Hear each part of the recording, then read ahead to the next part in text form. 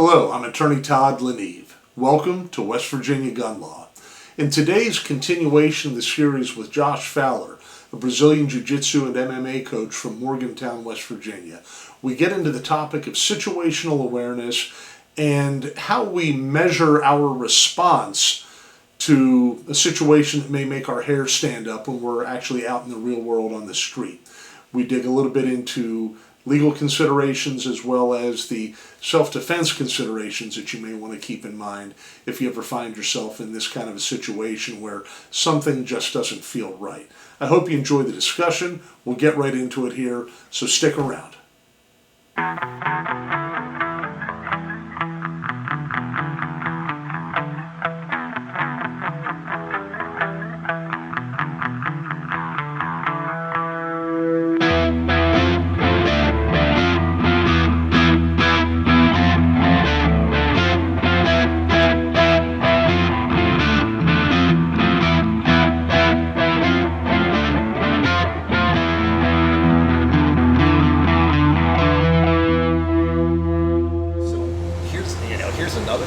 I emphasize a lot in self-defense, especially with the women's assault prevention, the workshops that I do, is, and again, credit to Mark Denny for giving me this, the phrasing for this, but he said, always avoid the 3 S's.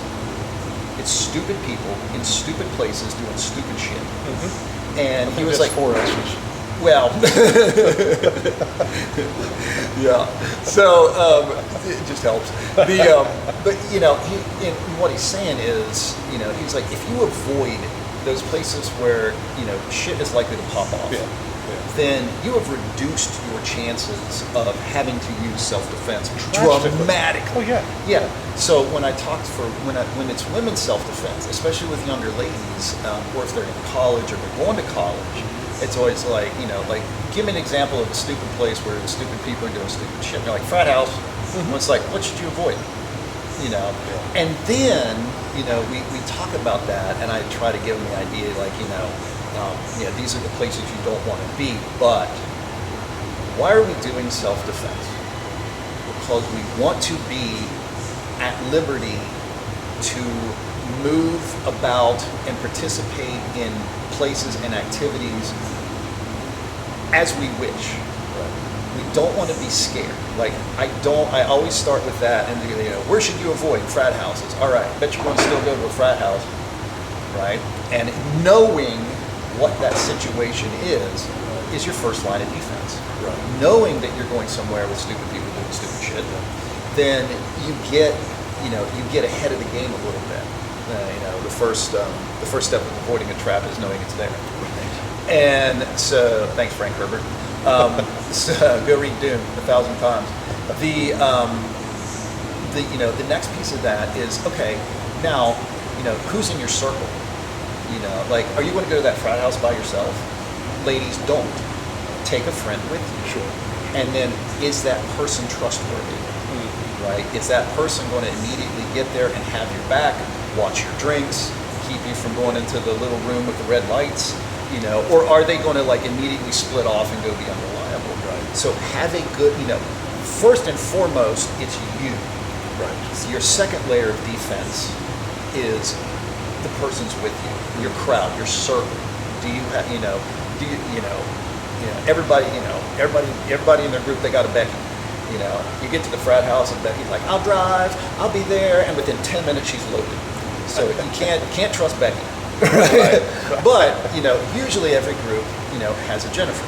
And sure. Jennifer's the one she's cool, calm, collected, she's got her shit together. She doesn't even want to be there. Because she's like, this is a stupid place with stupid people doing stupid shit. And she knows better, but she's like, we should go.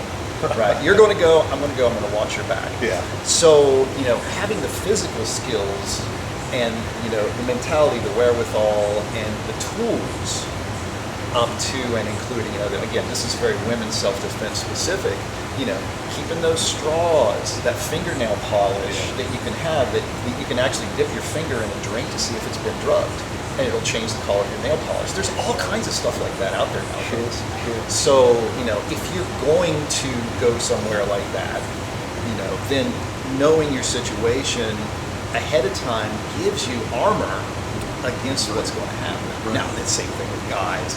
Like, yeah, I guarantee you, every titty bar is a stupid place with stupid people doing stupid shit, and right. and then biker, and the farther you get out into the woods, the crazier it gets. Right. Having been to a few, out into out in the no, the cops don't go there anymore because they got scared last time.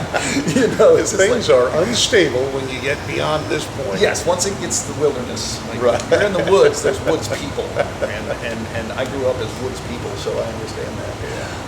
So having that piece, for self-defense is really important, not just for women, but for everybody. Absolutely. Yeah. Absolutely. And then sometimes you can't avoid those places. No. Because it may be part of your job.